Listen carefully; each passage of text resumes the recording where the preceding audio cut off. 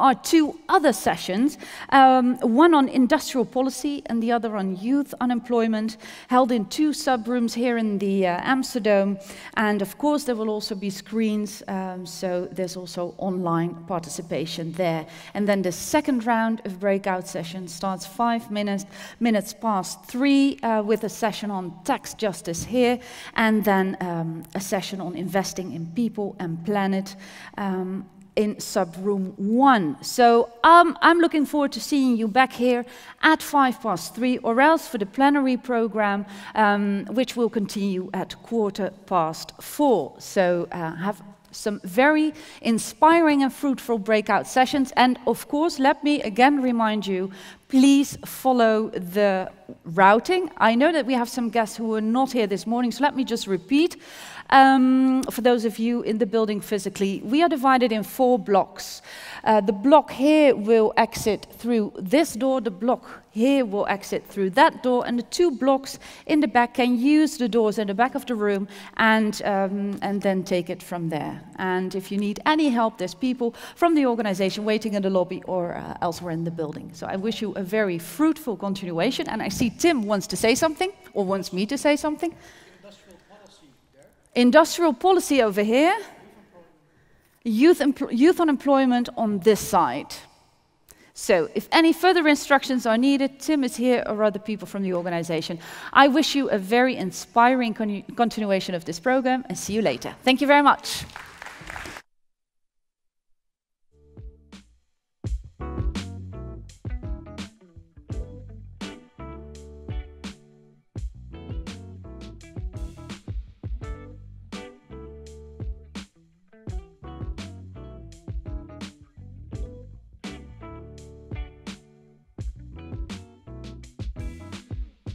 Every day above ground is a good day. Headed down my path with a suitcase. Inside a couple of dreams, a couple of goals. Nothing too crazy, just like everybody, I suppose. A couple of grams of hope and some question marks. Some insecurities, I keep those at the bottom. A little bit of selfishness or self-respect. It's a thin line on the perspective, it depends. Some shit I still need to give a place. Might need a bigger case, but you don't get to pick and choose in these cases. What else we got here? Lots of love and goodwill.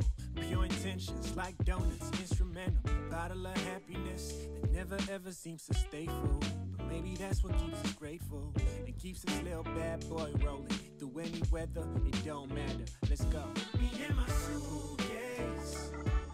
On the way to the unknown, me and my suitcase, looking to add weight as we carry on. Know that I'm ready to take off right now. No time to waste now. Me and my suitcase, looking to add weight as we carry on. Every day above ground is a good day. Headed down my path with a suitcase. Inside a couple of memories that I'll treasure for life. Hope they still up in yours too. Frankly, I never thought I'd see the day we let go of the one we held together, you and me. As if we never happened. Hope you out there somewhere doing your thing, holding on to something fantastic. If it's meant to be, it's meant to be. You never know though, simply live in the moment till it's over. We losing, find each other at crossroads we never see coming. If we did, would it change something? Either way, I'm glad I opened up for you. You did the same. Today I'm richer than I was before you, so thanks. Some shit you plan, some shit just happens. Who knows, maybe we'll find each other again. Until then, me and my suitcase, on the way to the unknown. Me and my suitcase, looking to add weight as we carry on. Know that I'm ready to take off right now. No time to waste now. Me and my suitcase, looking to add weight as we carry on.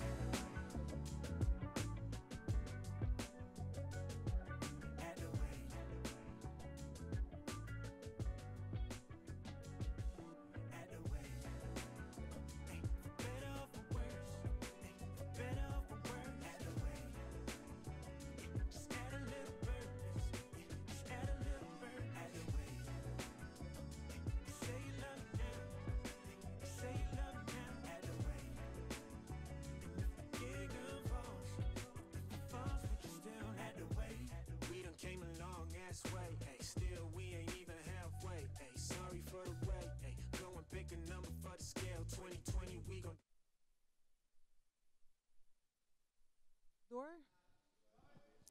Hallo, hallo? Ja. In ieder geval in de zaal.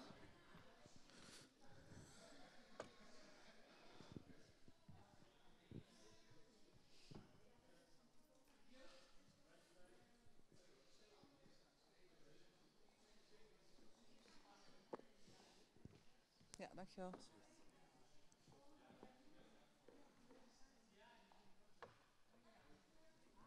Ik doe het toch eventjes zo dan.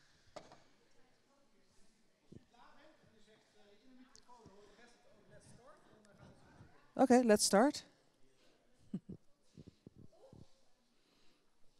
I'm ready.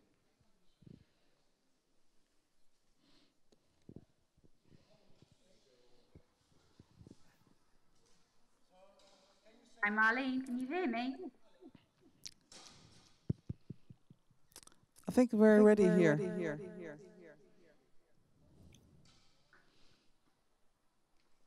Hi, can you hear us, Marleen? Yes, we can hear you. Okay, sorry, you're very, very echoey.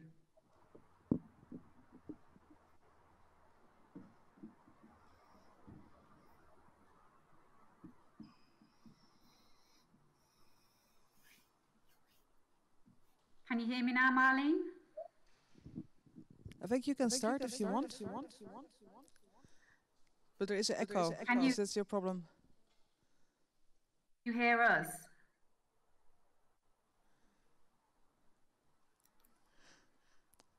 I think there's a delay. Okay. Okay, we'll try and start a session rather than go on any longer. Thank you for joining us at the conference today, the Reset Conference. This session is going to talk about livable cities. And we have a panel here of experts from across Europe. We have from Budapest in Hungary, we have Kata Tuto, who is the Deputy Mayor and a member of the Council of Regions. We have Marleen Stieker from WAG Society, who is an organisation working at the forefront of civic, digital, cultural and scientific endeavours. And Amelia Smeds, who is a researcher from University College of London and specifically concentrates on sustainable transport solutions for livable cities. So the first question we're going to talk about for the next few minutes is what exactly is a livable city? What do we mean by that? Because we can't reach that objective if we don't all have a shared opinion of what that is. So we'll start with you, Kata. If you tell us what you in your opinion, a livable city is. Maybe if I have a suggestion, because, you know, I am not the expert, I am the politician. And maybe if we have like, we start with the concepts and talk about what we think about livable cities, and then talk a little bit about the realities I face, because I can talk a lot about like livable cities, but I would really love to reflect like in practical issues to the other speakers, if it's possible. Okay. So let's switch over. Amelia, from your point of view.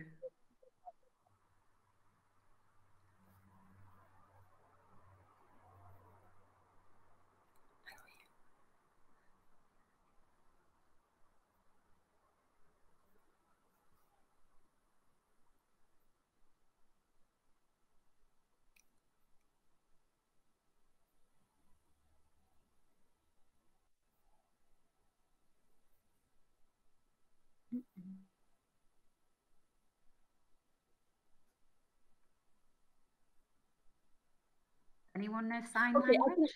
I can start. Okay. Okay. We seem to have lost Marleen as well.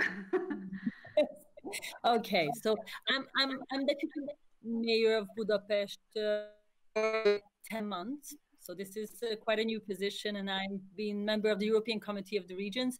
As deputy mayor, my main field is like city utility management, waste, water, green spaces, sewage system, public light. But of course, preparing for the elections, preparing for city leadership, we've been talking a lot about how to transform our cities.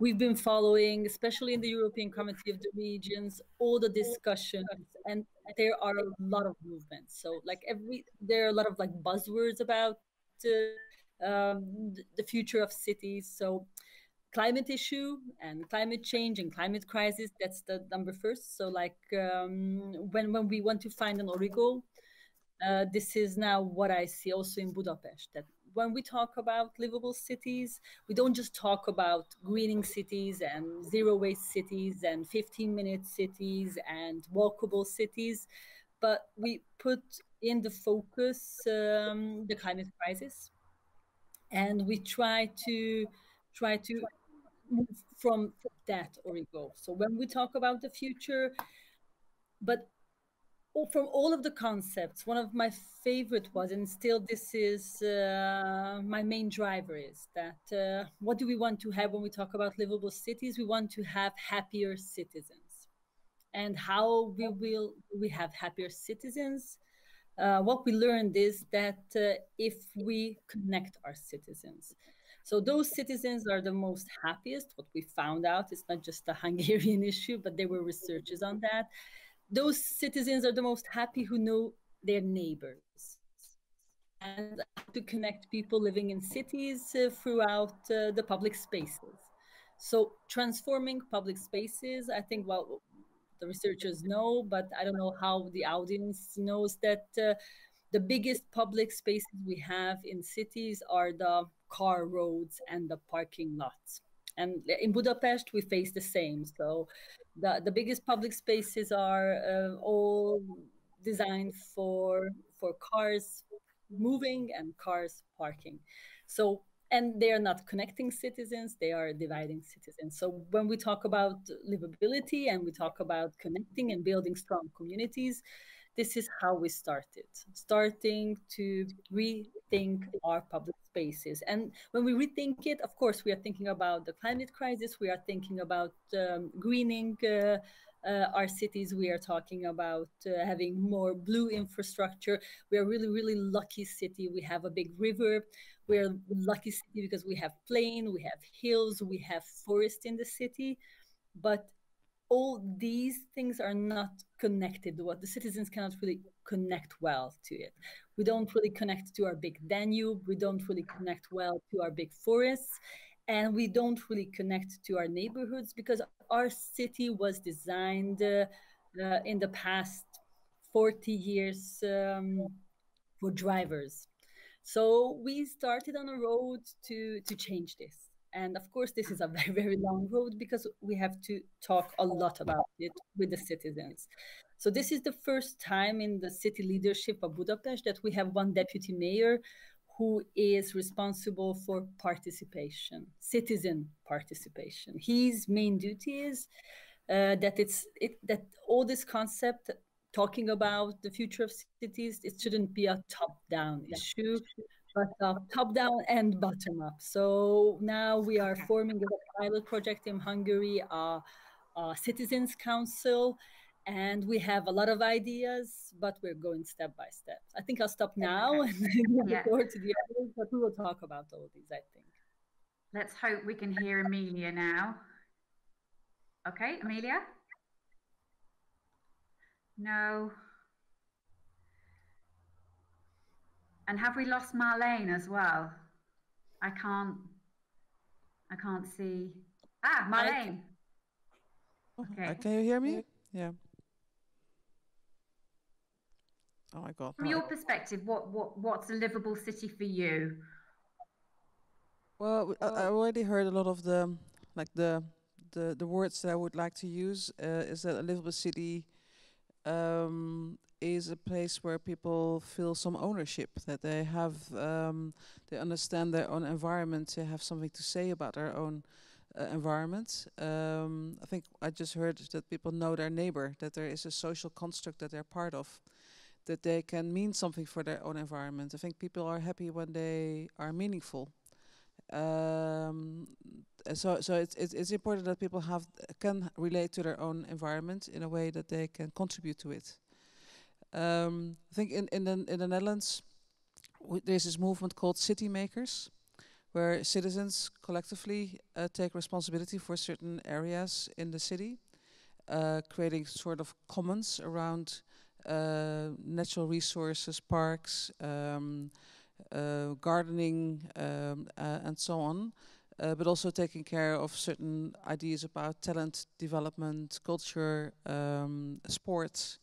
I think if you look really well to what constitutes a city, there's so much citizens' initiatives and citizens that take responsibility for certain aspects of the city, of living in the city, that we sometimes forget that it's in existence. And I think this societal responsibility, not the political responsibility, but the societal responsibility that people already take, we should acknowledge and further develop.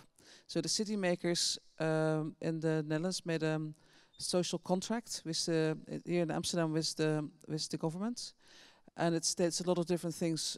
For example, that citizens can spend some of the money together in a democratic way, of course, but still there are instruments to think about this kind of budgeting for neighborhoods. If I think, because of course my background is a lot about also the digital, I think a livable city means also a city where you're not surveilled, which is a space where you can have your private, that you are sovereign as an individual, that you don't have to be afraid that your neighbor is spying on you because they have a ring bell, which also has a camera in it. So it's not just the state that is surveilling citizens, it's also citizens together or companies doing this. So I think having a safe city means also a cyber safe city, or that the digital is not interfering with the idea of ownership and feeling sovereign and not being surveilled.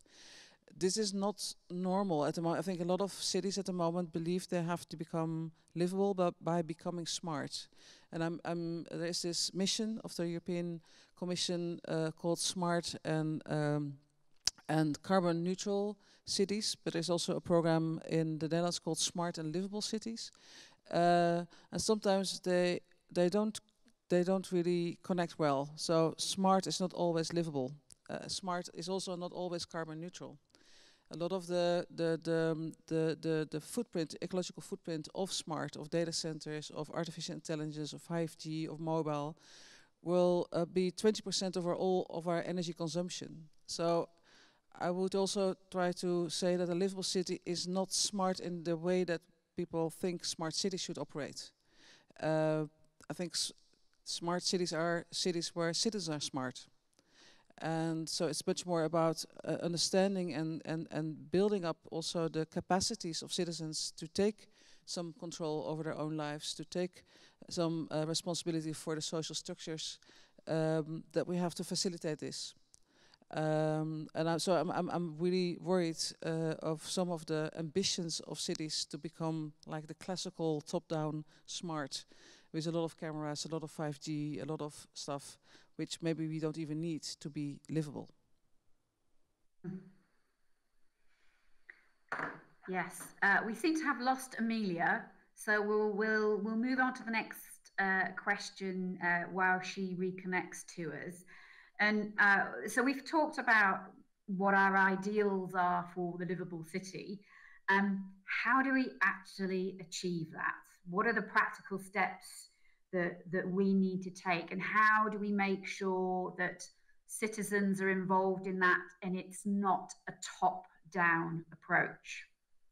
Okay, Amelia, can you hear us now? I can hear you, yeah. I don't know. Yes, we can hear you. Hooray. So great. Sorry, we've moved on to question 2 because just for time. So it's a bit unfair, but we have talked about what our ideals for a livable city is. And the next question is, how do we actually achieve that? What are the next practical steps? From your perspective, how is that? Sure, thanks. Yeah, it's great to connect finally. So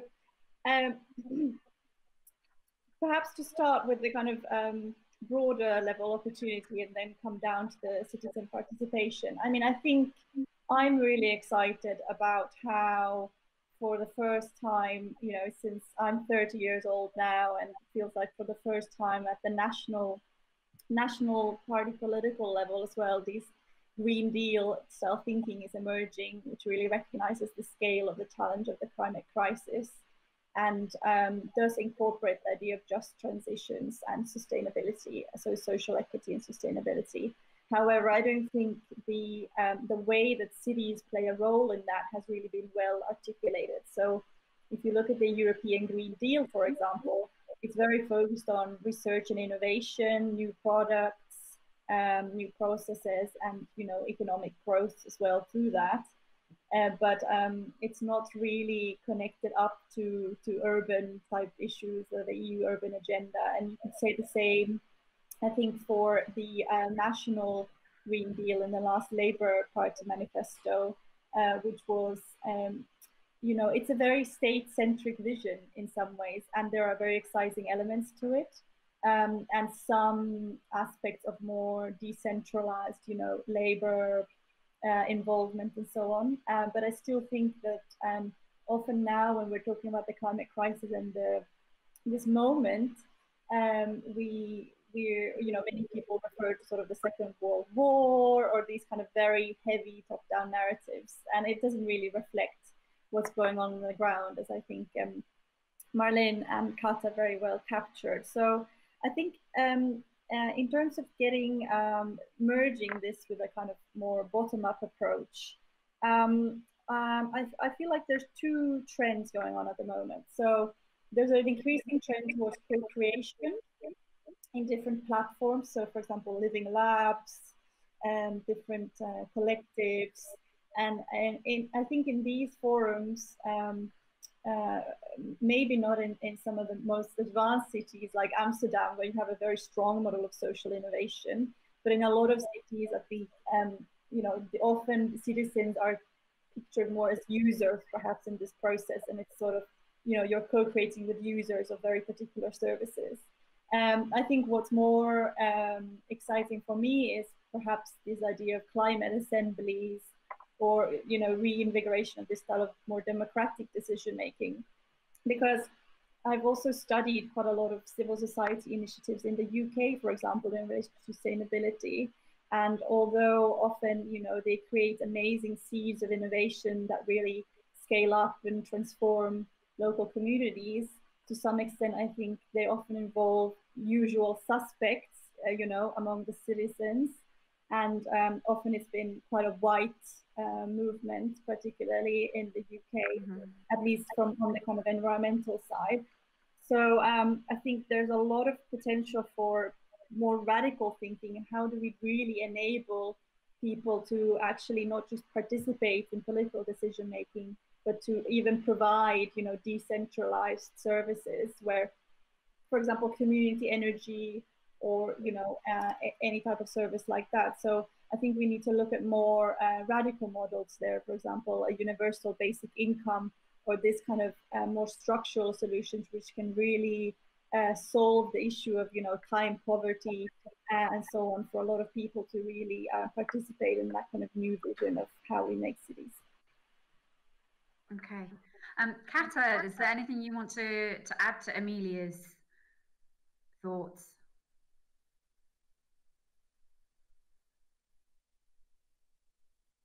Ooh.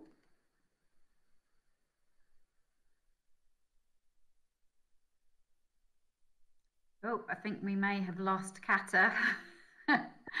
Marlene, do you want to take the floor whilst we try and get Kata reconnected with your thoughts? I'm a bit lost now. What I was still with the question of from bottom up and top down. Yeah. Okay. Good. Because I'm okay. Yeah. I think we in preparation we discussed some models for cities, and I'm very much in favor of the idea of the Fab city, which is where based on the idea that there's a very good distribution of knowledge, of tools, and of activity. So For example, in energy transition, there's a lot of citizen initiatives that come with energy corporations or trying to figure out how to make ecosystems to, in the Netherlands we want to go from het gas af, so we have to go to electricity instead of gas, which has all, well, in every country it's a little bit different, of course, but this is our we have to achieve that in the coming years. And these are huge programs, which normally it would be that the city council takes initiatives and then starts to engage citizens, saying, well, this is good for you, or we have to do this. But there is another way which is happening at the moment, which is where groups of citizens take the initiative themselves. And they even sometimes want to hurry up and are faster than city councils can operate. And I think this is a very interesting tension, which can be very productive, actually. It doesn't have to be a fight between the top down or the bottom up. If you find a good way to operate, then using this sort of energy and power that is in society, city councils can actually move forward. But then they have to be really open for that kind of initiatives. And this is not totally, I think we have to shift from this idea. And I think one of the problems for cities, and I think in all kind of economic thinking, is that if you think about innovation, for example, most cities and countries and regions think in triple helix. So they think we can innovate with companies and some scientific knowledge, academia, and us, the government. But they forget that they need society for the innovation. So if we take this societal innovation, the social innovation, really serious, then the societal actors should also be part of innovation programs, should be included in those kind of programs. And sometimes I believe that city councils too much watch the companies and see what they can do, but there are all kind of different models. And I already introduced the term commons, like the idea of shared resources. This can be in energy, in water, in land, but it can also be in the digital sphere. And I think it's very important that from a political perspective, but also from an economic perspective, we start to understand what constitutes commons, what common initiatives are there in cities, and to understand how they are governed and how they can be designed to be very productive and to spread or scale.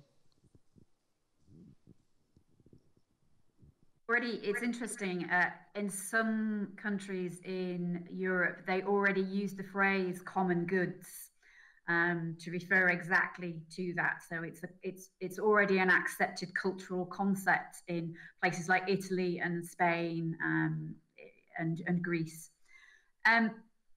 We have lost Kata completely. Just to talk a little bit more about this, it's interesting. We've mentioned sort of initiatives coming from citizens. Do you think there's a role for some of the more micro scale initiatives to act as catalysts? So I'm thinking about things like Incredible Edible, which was a sort of micro scale urban farming that was started in, I think, in the UK with just a small group of citizens. In fact, it was just 2 women initially, and has now grown to an initiative which runs in multiple cities right across the world and is about reconnecting citizens to their food chain and where they come from and where food comes from, but also about connecting them in the production and the sharing of the produce. Is there a role for those kinds of initiatives as catalysts? Okay. About that, I think there's a lot of interesting examples like this. I think absolutely, when you study these initiatives, they can produce some serious transformational impacts. I mean, one example that I studied was Play Streets in the UK, which is there's a model called Playing Out, which is basically a resident-led model for closing down streets. It's for children's play, especially now in COVID times, it's become very apparent how important this is. But I mean, this is really a model that goes back to the turn of the century in many cities, and it's kind of been reinvigorated in the UK recently by a collective working in Bristol, the city of Bristol, who kind of started with some small neighborhood experiments. This really grew to a national model, and I think there are many examples of these kind of catalytic things. But the question is, how do you join them up, and how do they contribute to systems transitions at the urban level and at the national level? So I think this is really the big question, and I think from my perspective, in the UK, speaking specifically, many of these groups are still reliant on public funding. So there's a big question about business models and how they can sustain themselves, because, considering the government cuts in the UK recently, it's really difficult. So I think, business models and that kind of upscaling is really important. It's really interesting. We've just actually had a question in from somebody. Apologies if I mispronounce your name, Merlien Veltin. Citizens may think fast but have no money. City councils don't have the money due to a pile-up of tasks delegated by central government. I think it's interesting. The Incredible Edible model was a very good one in that, because it was very much a very small capital cost outlay to start off with, and was able to grow organically using the products that they had to be able to sustain their growth. I mean, they will have obviously had public funding at some point to be able to grow to the scale they are, but it is possible. There are initiatives that can be delivered without a huge amount of public sector contributions. And we've lost Kata again, which is unfortunate, because we're just going to move on to the final question. We've talked about the practical challenges of how we create livable cities, and Emilia was involved in particular in some research across, I think it was 330 cities and towns across Europe, and one of the particular aspects that came out was that and particularly for smaller and medium-sized cities, there was a particular challenge for local politicians. And I can imagine some of the things that Marlene and Kata and Emilia have already said would be quite challenging for local politicians who have an eye on maintaining their elected status, etc., etc. So how can we help local politicians, and we'll have lots of them signed into this session? How do we help them understand firstly the need for a livable city and what a livable city is, and how they can balance the demands of their if you like the equity versus sustainability balance? Emilia, do you want to start? I can try, maybe. Or, oh, sorry. Me, okay. No, I think it's quite a very good question. I think what I think is important to understand better ecosystems and how citizen initiatives could relate also to formal politics. And we move away from the idea that everybody is part of everybody's member of a party, and then via this process they will influence local politics. Whereas I think it's much more interesting to see if we can build this ecosystem around topics like, for example, energy transition. There's a lot of knowledge in society. There are a lot of actors and players and people that are active. And then within a theme like that, people can also have an active role in politics. So it's much more collaborative, and then everybody takes its own role, than more like a pyramid game where you first have to bring your ideas to a certain level, and then it continues, and as if the highest level is the political arena. I think we should sort of think much more in a societal democracy than just a representative democracy, and understand what societal democracy means, and find also ways for people to engage with that, which also means that we have to think about new tooling and new methods, a way of working for people in cities together, and how to collaboratively, well, co-create or design thinking, and not only decision making. I think most of the democracies are built on this decision making model. I think we have to think about how we can design together, how we can make together, how we can prototype together, and be much more playful in that, so that it's also more accessible for people to be part of it. More inclusive, because it's more local. And just to refer a little bit to your first question, the last question was, I think the strength of citizen initiatives is that they are small, and that they are based on real relationships that people have.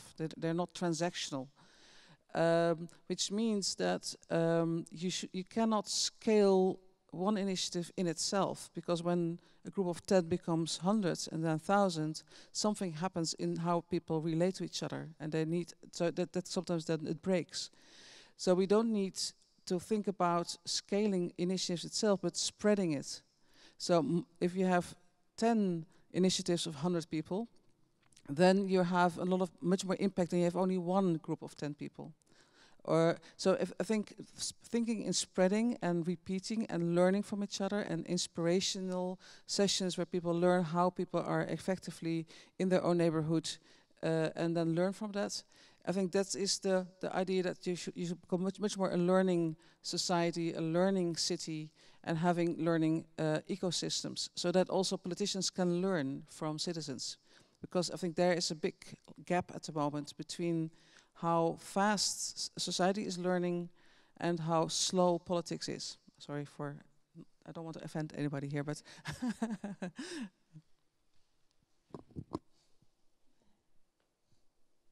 we've lost Kata again, unfortunately. So I'll shift over to Amelia for your comments. Sure, yeah, I really like this point about politicians learning from citizens and civil society. I think, speaking from the UK perspective again, this broader research was on a slightly different topic, but I think certainly based on also a lot of my friends who work in urban planning across the UK, you know, it's local politicians at the city council level in the UK, particularly in smaller cities, they really don't have that much knowledge about sustainable transport. I think you can put it that bluntly, to be honest, because also when you look at the history of sustainable transport and how slow the mobility transition has been in the UK, you really see that Labour Party dominated cities have been no better really in introducing some of the kind of sustainable mobility measures. So, you know, there was a big push towards congestion charging, for example, in the UK in the early 2000s. I'm not saying congestion charging is you know, the solution, the one solution to anything. And, you know, of course, we can debate about how you can design it to be more or less progressive. But, you know, left-wing politicians at the local level, that's where it failed, essentially. You know, they often didn't manage to push these things through. And I don't think local politicians in the UK have had a vision of how things like sustainable mobility and their traditional constituents and traditional concerns go together. Because you see there's a lot of opposition from traditional working class constituents in the UK against some types of sustainable mobility measures, which is completely understandable because it's linked to gentrification, it can be linked to you know, general de-investment in places and so on. So we have this polarization, and it's the same for the city core and the suburbs and the city region. So I think, you know, that's in the UK, that's really the experience. So I think traditional, I mean, local politicians just need a lot more training, and they need exactly to engage with all of these things and really have some proper exposure to the potential of some of these models. And to finish, I think the climate emergency declarations are very interesting because most of those are from cities. Actually, the majority of climate emergency declarations that have been made at the local level. And they are actually driven by local politicians who've gone on a personal journey, really, of awakening to the climate crisis. And they are putting those things on the table. So I think you can see some change there, but I still think there's a huge knowledge gap, competency gap in relation to some of these types of innovation that we need to see. Okay, well, we have Kata back now. Luckily, we're on the question, which is about how can we help local politicians. We've only got a few minutes left, so apologies because you haven't seen the other two answers. But what, from your perspective, what do you think? What do you feel like you need? No, I absolutely feel what I caught from the last sentences that. Especially in Budapest, I know with other cities too, that it's a two-tier system. So we have the city council, and we have the district councils with a lot of local politicians with their constituencies. And this, yes, we're talking about strategies, and of course, let's do it, but don't do it in my district. Do it somewhere else. So having this sort of conflict that yes, I agree in whole about solidarity, like helping homeless people, building homes, but not in my street. Yes, let's have less parking lots, but not in this street, because of course we all agreed that everybody should go with public transport, but I need my car. And I think the only way is, and of course, it's really helpful if you have a really supportive government. It's really helpful when you have not just a technical, but an effective region, a region which can bundle up not just the city, but all the sprawls of the city, because this is an interconnected network. So if we want to talk about sustainable transport, it is not just about a local tram line, but connecting the whole, thinking the whole. When we talk about cycling cities, it's not just some part of the roads. When we talk about micro mobility, when we talk about modal split and having a bigger share for public transport, and talk about congestion charges, we talk about it all the time.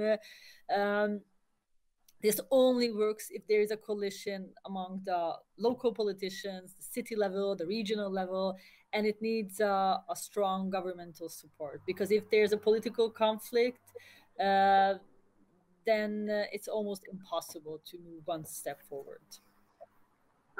Okay. Right, well, unfortunately, we've run out of time, I think. So it's going to be probably pretty difficult to try and sum up, but just to pick up a few of the comments that I picked up as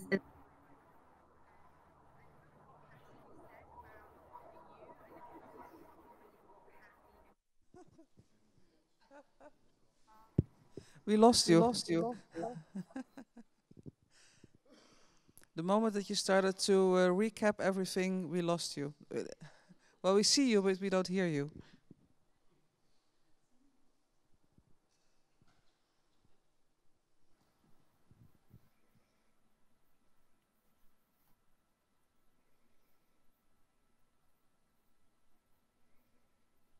Other people hear you? The other participants?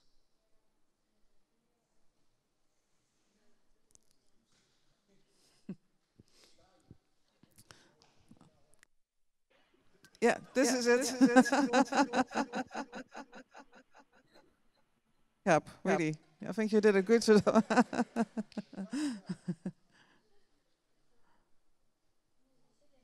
Try. So thank you very much for this discussion, and hope to see more socialists across Europe involved in urban issues. Thanks. Thank you so much.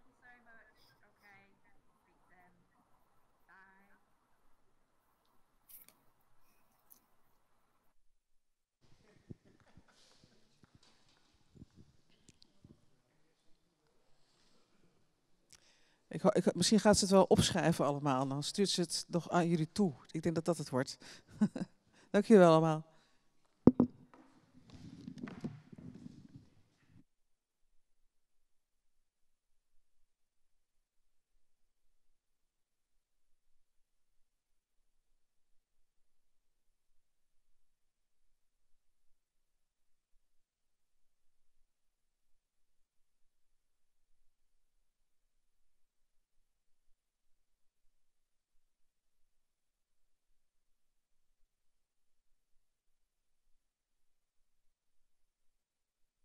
So, yes, I'm on, I think. Yeah. Thank you very much, Carrie, for hosting, and thank you again, Marleen.